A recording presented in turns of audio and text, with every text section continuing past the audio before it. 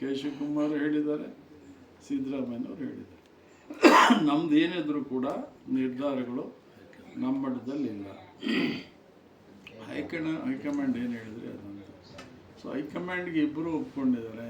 ಎಲ್ಲ ಲೀಡರ್ಸು ಭಾಳ ಜನ ಇಂಟರ್ವ್ಯೂ ಮಾಡಿದವರು ಹೇಳಿದ್ದಾರೆ. ಕೇಳೋದ್ರಲ್ಲಿ ಸಹಜ, ಅದು ಅಧಿಕಾರ ಕಷ್ಟಪಟ್ಟಿರೋ ಪಾರ್ಟಿ ಕಟ್ಟಿರೋದು ಕೇಳೋದ್ರಲ್ಲೂ ಅವರಿಗೆ ಅರ್ಹತೆ ಇದೆ, ಅಧಿಕಾರ ಇದೆ, ಕೇಳೋದ್ರಲ್ಲಿ ತಪ್ಪೇನಿಲ್ಲ.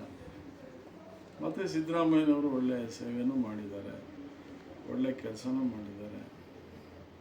ಒಂದು ಫೈನಾನ್ಷಿಯಲ್ ಮ್ಯಾನೇಜ್ಮೆಂಟಲ್ಲಿ ನೈಪುಣ್ಯತೆಯನ್ನು ಪಡೆದಿದ್ದಾರೆ.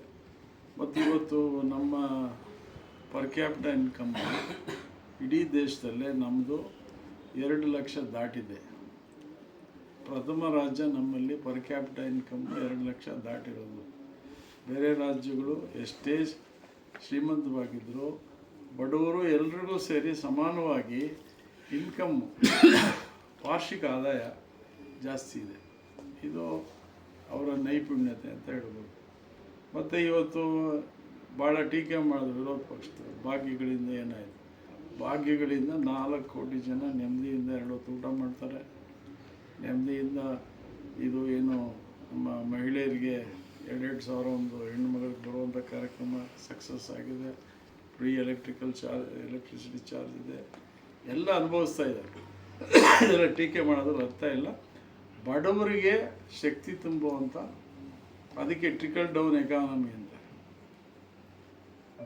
ಯೂನಿವರ್ಸಲ್ ಬೇಸಿಕ್ ಇನ್ಕಮ್ ಅಂತಾರೆ. ಆ ಒಂದು ಕಾನ್ಸೆಪ್ಟಲ್ಲಿ ಬಹುಶಃ ಪ್ರಪಂಚದಲ್ಲೇ ಈ ಕಾನ್ಸೆಪ್ಟಲ್ಲಿ ಈಗೆಲ್ಲ ರಾಷ್ಟ್ರಗಳು ಯೋಚನೆ ಮಾಡುವಂಥ ಒಂದು ಆರ್ಥಿಕ ನೀತಿಯನ್ನು ಸಿದ್ದರಾಮಯ್ಯನವರು ಮಾಡಿದರು. ಇದು ಬೇರೆ ರಾಜ್ಯಗಳಿಗೂ ಇದು ಮಾದರಿ. ಈಗೆಲ್ಲರೂ BJP ಅವರು ಗ್ಯಾರಂಟಿ ಟೀಕೆ ಮಾಡ್ತಿದ್ರು. ಈಗ ಅವರೇ ಗ್ಯಾರಂಟಿ ಶುರು ಮಾಡಿದ್ದಾರೆ. ಮಹಾರಾಷ್ಟ್ರದಲ್ಲಿ ಮಾಡಿದ್ರು, ಈಗ ಬಿಹಾರಲ್ಲೆಲ್ಲ. ಇನ್ನು ಇವರು 1 ವರ್ಷಕ್ಕೆ ಕೊಡೋ ಗ್ಯಾರಂಟಿ ಏನು ಆಗೋಷ್ಟೊಂದು ಒಂದೇ ಸಲ 10,00,000 ಕೊಟ್ಬಿಟ್ರು ಹೆಣ್ಣು ಮಕ್ಕಳಿಗೆ. ಅದಕ್ಕೆ ಬಡವ್ರ ಪರ ಯೋಜನೆಗಳನ್ನು ರೂಪಿಸುವಂಥದ್ದು ತೋರಿಸಿದ್ದು ಕರ್ನಾಟಕ ರಾಜ್ಯ. ಸೊ ಅದರಿಂದ ಒಳ್ಳೆ ಉತ್ತಮ ರೀತಿಯಲ್ಲಿ ನಡೀತಾ ಇದೆ. 2 ವರ್ಷ ಏನೂ ಆಗಲ್ಲ, ಕೂತ್ಕೋತಾರೆ, ಮಾತಾಡ್ತಾರೆ, ಸಮಸ್ಯೆ ಬಗೆಹರಿಸ್ಕೊತಾರೆ. ಸರ್ಕಾರ ಸುಭದ್ರವಾಗಿದೆ. ಇದೆಲ್ಲ ಸುಮ್ಮನೆ ಇರ್ತದೆ ಕೆಲವು ಅಭಿಪ್ರಾಯಗಳು. ಆದರೆ ಸರ್ಕಾರ ಇಂಥ ಒಳ್ಳೆಯ ಸರ್ಕಾರನ ಕಳ್ಕೊಳ್ಳೋಕೆ ಜನನೂ ಇಷ್ಟಪಡಲ್ಲ. ಜನಕ್ಕೆ ಅನುಕೂಲ ಇದೆ.